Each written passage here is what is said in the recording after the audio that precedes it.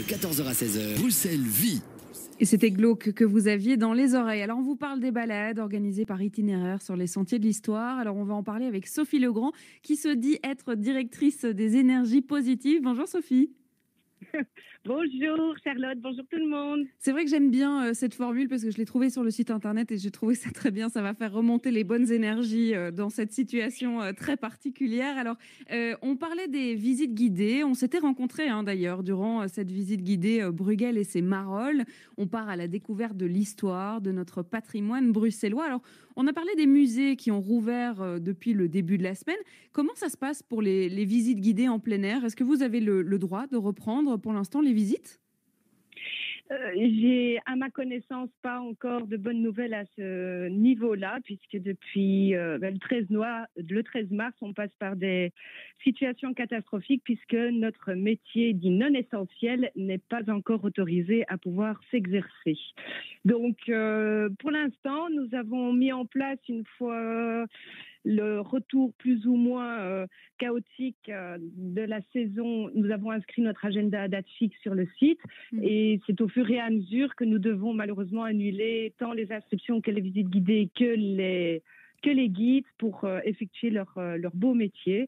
On attend vraiment d'avoir l'accord des conditions sanitaires pour pouvoir exercer notre métier malgré le désir d'être très rapidement sur le terrain. C'est vrai que je disais qu'il y avait une visite le dimanche, donc 20 décembre. Rendez-vous avec Dame Nature, le silence qui se passe du coup à Schaerbeek. Ça veut dire que comme on n'a pas de nouvelles, pour l'instant, c'est maintenu parce qu'on croise très fort les doigts, mais il faudra peut-être l'annuler en dernière minute. Voilà, alors elles seront annulées parce que ça c'est la raison officielle aujourd'hui de la crise sanitaire, mais on va toutes les reporter. Donc toutes ces visites qui ont été annulées pendant ces temps d'arrêt et qui étaient gratuites parce qu'on avait réussi à pouvoir trouver des aides et des aides du citoyen pour pouvoir les installer et les mettre en place. Mais donc, dès qu'on peut, on va bombarder le public pour dire à tout le monde, revenez sur le terrain. Nos guides ont vraiment besoin de revenir sur leur terrain parce qu'il n'y a pas que la crise Covid qui s'acharne, il y a aussi des problèmes de santé après qui en ressortent, le moral, le problème physique, parce qu'ils ont besoin de sortir, ils ont besoin de guider, ils ont besoin d'être avec leur public, ils ont besoin de partager, et donc ça fait effet boule de neige pour l'instant assez catastrophique. Donc surtout, dès qu'on peut, on sera là, comptez sur nous. Alors quand on a préparé cette émission et que je vous ai eu par téléphone, vous m'avez parlé d'un concept que j'ai trouvé assez marrant et que j'ai trouvé très adéquat avec la situation, c'est que c'est vrai qu'on a autorisé le citoyen à promener son chien en ce moment, parce que ces petits animaux-là, ils peuvent pas vraiment être confinés, il faut quand même les sortir, et puis nous aussi, il faut nous sortir, parce que sinon, comme vous le dites très bien, on va perdre le moral, on va perdre pied, et donc pourquoi pas en fait faire des visites guidées en balade avec son chien?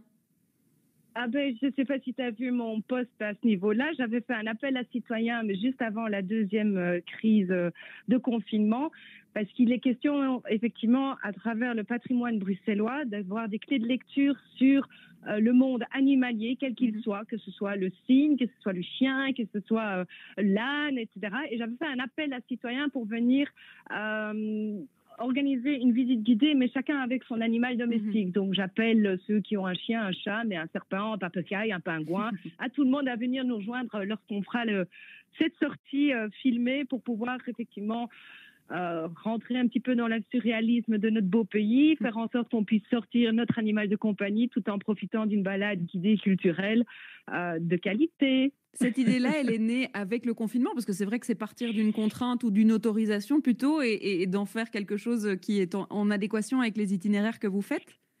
Alors, c'est une balade qui existait déjà, que nous avions créée à l'occasion des Journées du patrimoine, qui s'appelait Safari bruxellois, mais qui, avec le deuxième confinement, effectivement, l'idée nous est sortie en se disant on va être plus absurde que l'absurdité. On va créer une balade culturelle, mais avec la distanciation de l'animal de toute façon entre les participants, mais on a été bloqué une fois de plus, mais l'appel reste en vigueur. Donc on va la faire. On a créé aussi après le premier confinement de nouvelles thématiques. Il y a Bruxelles démasquée. Après le premier confinement, on a été bien entourés en famille avec nos notre famille, eh bien, on a créé, grâce à Katia, une balade sous un peu la série Friends, où l'idée, c'était de pouvoir relayer aussi les particularités des personnages par rapport au patrimoine bruxellois, que ce soit gourmand, que ce soit... Enfin bon, bref, vous avez repéré le processus. Nous allions lancer pour 2020 toute une série de visites guidées autour de la nature, donc effectivement, on avait programmé et on a programmé pour décembre la nature qui s'endort, mais c'était aussi la nature au réveil, la nature sous ses différentes formes par rapport aux différentes saisons et également par rapport à l'eau, la terre, le feu et l'air, tous ces visites guidées qui nous permettaient de sortir dans la nature, de voir la nature sous un regard différent, d'abord de pouvoir s'y envelopper, de pouvoir s'y nourrir, de pouvoir l'entendre, de pouvoir la voir, et puis de voir évidemment aussi la manière dont celle-ci est représentée dans le patrimoine végétal, architectural bruxellois.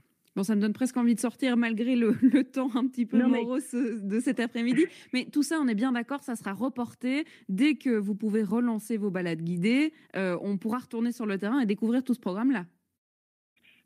On vous le promet. Super. Alors pour les auditeurs qui nous écoutent et qui ont comme moi une envie d'un coup d'aller découvrir le patrimoine, alors je sais qu'il y a une balade que vous avez créée vous personnellement, ou en tout cas que vous avez mis sur pied avec aussi les équipes de guides évidemment qui vous entourent, c'est celle de Brel. Alors si on devait donner une idée de balade à nos auditeurs qui pourraient peut-être faire ce week-end, tiens, si la pluie s'arrête, on pourrait faire un petit itinéraire comme ça à la recherche de Brel dans le centre-ville? Alors, la balade Jacques Brel, c'est un peu mon doudou, entre guillemets. C'est vraiment la balade que j'affectionne beaucoup, que nous avons créée en 2003, à l'occasion des 25 ans de la mort de Jacques Brel, et qui permet de faire il y a deux itinéraires différents, entre guillemets. Il y a un itinéraire dans le centre-ville et un itinéraire un petit peu extramuros, parce qu'effectivement, Jacques Brel, il nous mettait sous les yeux des tableaux précis qu'il peignait dans ses chansons. Il disait lui-même qu'il dessine des chansons pour lesquelles il les écrit, c'est-à-dire que les mots représentent les lignes et la musique, les couleurs. Eh bien, Bruxelles, c'était avant tout... Enfin, Jacques Brel aimait Bruxelles et on peut vraiment faire un parcours pour retrouver depuis son lieu de naissance à Schaerbeek, les endroits qu'il a fréquentés et côtoyés dans les écoles et surtout les lieux qu'il adorait s'y retrouver, aussi bien dans le Recas chez Vincent, la Taverne du Passage, au Sirio, etc., la Bécasse, et puis aussi des lieux où il s'est présenté sur scène.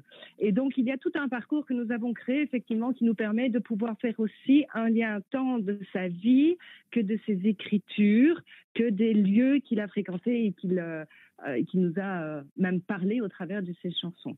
On peut le faire malgré le fait que tout soit fermé, parce que c'est vrai qu'on parle de points stratégiques qui aujourd'hui, en fait, n'ont pas encore vraiment ouvert. Oui, on peut le faire. C'est une balade. Nous, on l'a fait aussi généralement accompagné d'un chanteur, donc on paye les droits évidemment de la SABAM pour ça, mais qui permet de pouvoir faire aussi tant la remise en scène de cette chanson et qui permet après de faire des clés de lecture de celle-ci au travers du discours de Jacques Brel. Alors notre balade, concrètement, quand on l'a fait, nous, on la commence généralement à l'Institut Saint-Louis, rue du Marais, pour y faire...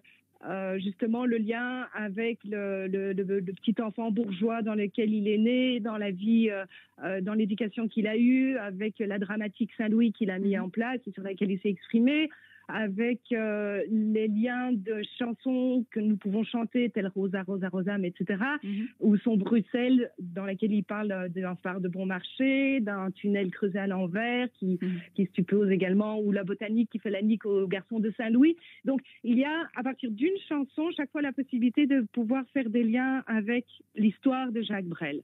Et donc, à partir du moment où on commence par son enfance, et donc son adolescence dans ce cas-ci, on va traverser depuis Saint-Louis les pavés bruxellois pour passer par la place des Martyrs, où on va parler avec un regard plus sur le côté flamingant de Jacques Brel, en entonnant les flamandes.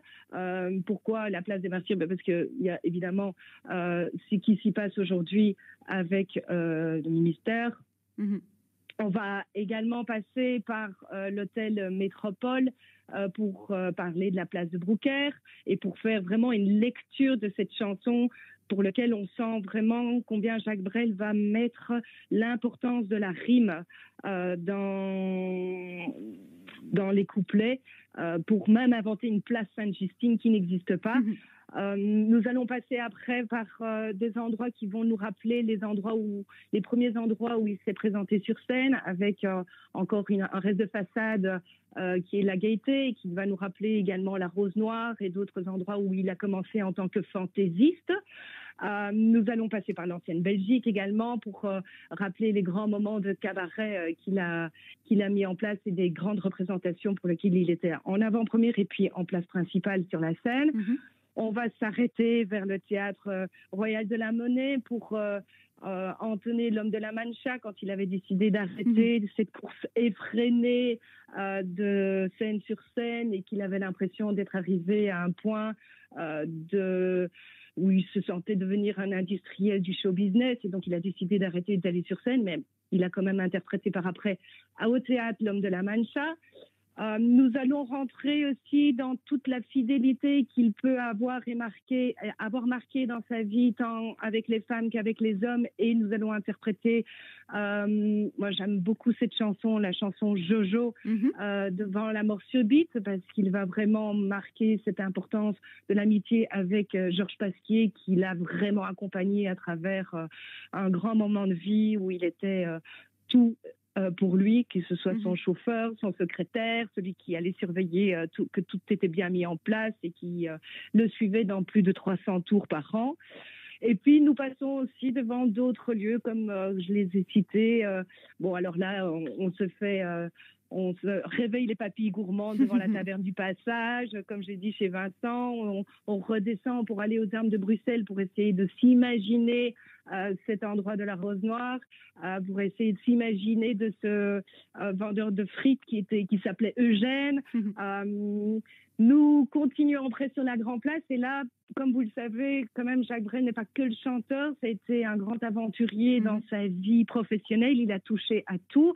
Il a décidé de quitter la chanson, mais il a continué d'écrire et signer des contrats avec Barclay, mais à côté de ça, il a également aussi avancé sur une nouvelle scène qui était le cinéma, et donc on va pouvoir s'arrêter devant le Roi d'Espagne ou le Sirio où il y a eu des prises de vue, et c'est généralement à cet instant-là que nous terminons notre balade et nous terminons notre itinéraire en interprétant Amsterdam pour laisser partir Jacques Brel sur son voilier. Et terminer par un verre au Sirio pour un Albanalb, comme il aimait bien le déguster. Alors ça me donne des images plein la tête. Hein. Personnellement, je me suis vraiment baladée en vous écoutant, Sophie, d'un endroit à l'autre. J'ai la place de Brouckère dans les yeux, ou en tout cas dans la tête, et puis toutes ces places que vous nous faites vivre. Alors j'espère que nos auditeurs, s'ils se baladent pourront pas penser et traverser l'histoire de Jacques Brel au travers de cette balade. Et puis évidemment, on espère juste pouvoir la faire avec vos guides et un chanteur, parce que c'est vrai que ça donne quand même vachement mieux. Alors cette année, elle a eu lieu parce que nous la programmons chaque année le 9 octobre, qui est la date du décès de Jacques Brel. Chaque année, cette année, nous avons pu la mettre en place, elle a pu avoir lieu, tant le guide et le chanteur ont pu s'exercer sur la place. Donc ça d'office l'année prochaine, le 9 octobre, et puis c'est à la demande et sur mesure pour toute demande de groupe, que ce soit à pied ou à vélo ou avec un bus pour aller jusqu'à la cartonnerie Van Estebrel, pour aller jusqu'à Laken, pour aller voir toutes les maisons dans lesquelles il a habité, parce que il y a vraiment énormément de points stratégiques qui sont Jacques Brel, qui vivent Jacques Brel et où il a vécu et interprété. Alors, toutes les balades que vous organisez, elles se trouvent sur votre site internet itinéraire.be, et on espère évidemment pouvoir retourner sur le terrain avec vous et vos guides le plus vite possible. Merci beaucoup, Sophie Legrand, d'avoir été avec nous. Merci à vous. Et alors, puisque je suis dans les pensées positives, je vous invite tous à mettre cette pensée positive, que le métier de guide puisse avoir cette reconnaissance de métier, d'y mettre cette intention et qu'on puisse revenir sur notre terrain essentiel à nos yeux. Voilà. On espère vous y retrouver très vite. Merci à vous. Et puis, Merci beaucoup. Continuer notre programme musical, évidemment. On se retrouve juste après un